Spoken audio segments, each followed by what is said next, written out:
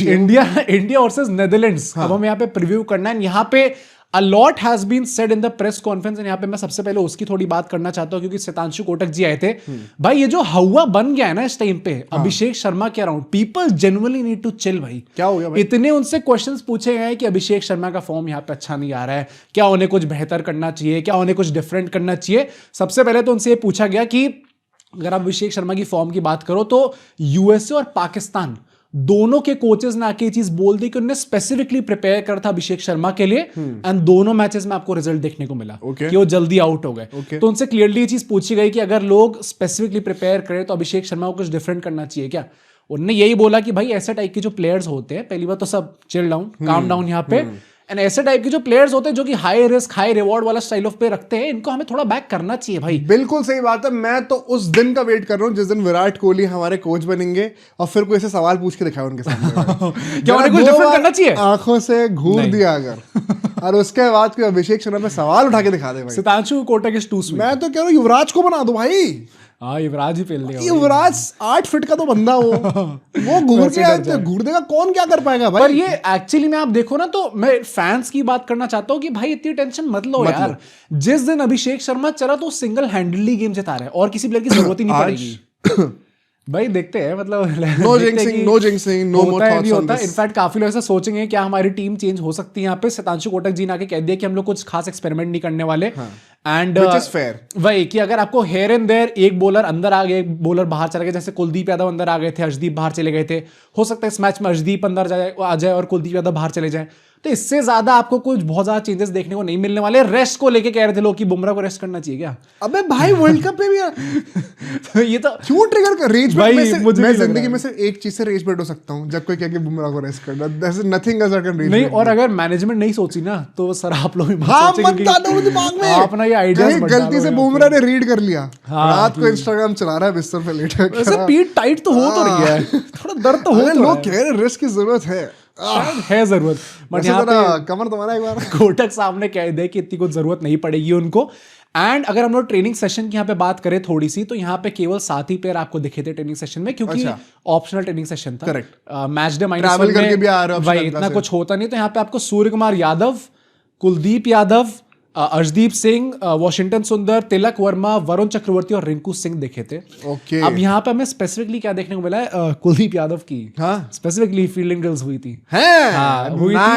वहां पे स्पेसिफिकली इसी चीज पे फोकस था कि यार देखो आपकी जब आप कैच पकड़ रहे हो डीप में तो आपकी बाउंड्री लाइन कहाँ है, you have to be alert. जब आप कैच पकड़ने जा रहे हो आपकी तिरछी अक्स आपको पता होना चाहिए कि कहां तक जा सकते हो कहां तक नहीं जा सकता, क्योंकि आई थिंक सो जो कैच छूटा था जिसके चलते इतना लफड़ा बन गया था अल्टीमेटली, वहां पे भी ना कुलदीप यादव थोड़ा और पीछे जा सकते थे, उन्हें थोड़ा पहले ही कैच पकड़ने चले गए थे जिसके चलते फिर वो टप्पा खा के बाहर ही चली गई, छक्का हो गया था।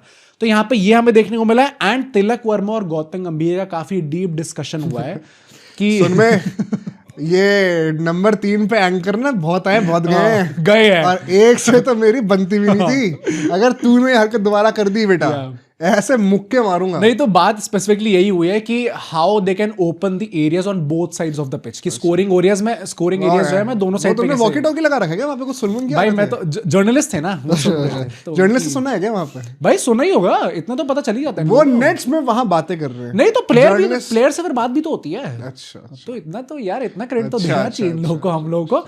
बट आई थिंक ये चीजें हमें ट्रेनिंग सेशन में देखने को मिली है।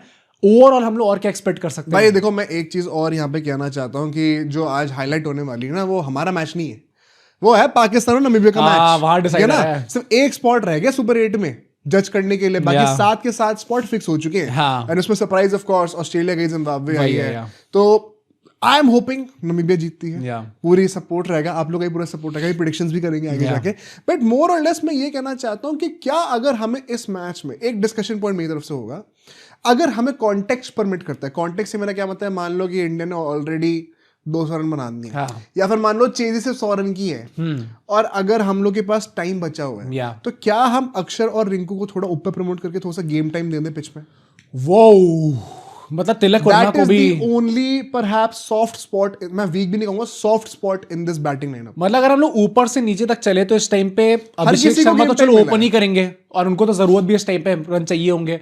तिलक Varma I still think he would need some game time. तो गेम टाइम तो मिला ही है ना भाई, गेम टाइम मिला तभी तो तुम गाली दे रहे हो। हाँ तो भाई रन आ जाए ना यार, एक बार सुपर 8 स्टेज स्टार्ट होने वाला है, ठीक है भाई, साउथ अफ्रीका से मैच है, एक बार थोड़ा रन आ जाए भाई, आ जाएंगे भाई। सूर्य कुमार यादव भी साउथ अफ्रीका, हाँ भाई तो मैं कह रहा हूँ नहीं तो सूर्य कुमार यादव भी इस टाइम पे फॉर्म में तो हैं, but I would still want कि अपनी प्रेफर्ड पोजीशन पे बैटिंग करें। उसके बाद आफ्टर नंबर 4 हाँ आप कर सकते हो, उसमें कोई टेंशन नहीं है। फिर आपको अक्षर पटेल, रिंकू सिंह को ऊपर भेजना है, नो प्रॉब्लम भाई। सोचना आप एक बार प्लीज कमेंट करके बताना आपके क्या थॉट्स है। मैं जल्दी से पिच के बारे में बताता हूँ। देखो भाई, before actually getting into it, एक जरा ट्रिविया हो जाए सबके लिए, सब 2 सेकंड। तुम मेरा रैपिड फायर लेते हो बेटा, मैं तुम्हारा लेता हूँ।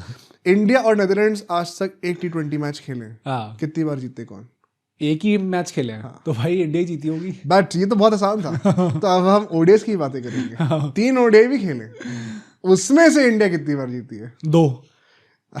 वर्डिंग का कमाल है, 3 में 3 ही जीती है। अबे यार ऐसे मैंने जानबूझ के बिल्डअप करा हुआ था। अगर आपने सही कमेंट किया तो आप लोग बताइएगा जरूर। बट देखो भाई, नरेंद्र मोदी स्टेडियम में हमारे मोदी तो यहाँ पे जो टॉप 3 स्कोर्स रहे हैं T20 के, वो तीनों इंडिया नहीं बनाए। 234 versus New Zealand, 231 versus south Africa भी जो रिसेंटली सीरीज हुई थी, और 224 वर्सेस इंग्लैंड। तो टॉप टीम्स के अगेंस्ट यहाँ पे हम लोगों ने कंसिस्टेंटली 200 प्लस बनाए हुए हैं। द इंटरेस्टिंग पार्ट इज कि अभी तक इस पूरे टूर्नामेंट में सिर्फ एक ही 200 प्लस स्कोर बनाए इस पिच पे, जो कि साउथ अफ्रीका ने कनाडा के अगेंस्ट बनाया था। ओके, हालांकि यहाँ पे काफी हेल्दी कंडीशंस मुझे लगी है बैटिंग के लिए। इंडिया के अभी तक जो 3 मैचेस हुए हैं, उन सबसे बेटर कंडीशंस बैटिंग की यहाँ होनी चाहिए। होनी चाहिए यार। वानखेड़े में पहले दिन बॉल थोड़ी फंसी थी। उसके बाद कोलंबो में तो हम लोग को दिख गया था क्या सीन था। बीच में कौन सा मैच था हमारा? आई डोंट रिमेंबर कौन से उसमें स्टेडियम में था। दिल्ली में था। दिल्ली में था। दिल्ली भूल गए हम लोग। जितना डिग्री ऑफ टर्न मिल रहा था हम देखने नहीं गए थे। I like to forget that. तो ये सब होते होते ना, यहाँ पे आई थिंक बेटर कंडीशंस होनी चाहिए। बट क्या हम लोग 250-300 एक्सपेक्ट करें? अब वो मुझे लगता है कि this should not be the expectation. मुझे लगता है कि उतना ही ज्यादा फेवरेबल कंडीशंस ही मिलने वाली। 250 तो एक्सट्रीम हो जाएगा, मतलब गिवन कि और कोई भी टीम अभी तक पास भी नहीं आई है। 300 अभी बंद नहीं हुआ है स्टार स्पोर्ट्स। नहीं तो वो करे अपना 300 अलर्ट। मुझे नहीं लगता भाई यहाँ पे 250 ही बनने वाले। I think 220 230 we could still see, but 250 is too much भाई। नहीं हो रहा। आई डोंट थिंक इस वर्ल्ड कप में हमें दिखने वाला है, क्योंकि स्पेसिफिकली करके बताओ सब आगे चल के तो पिचेस और धीरे ही होंगी ना, तो वहां पे और डिफिकल्ट। तो ये लास्ट मौका है भाई।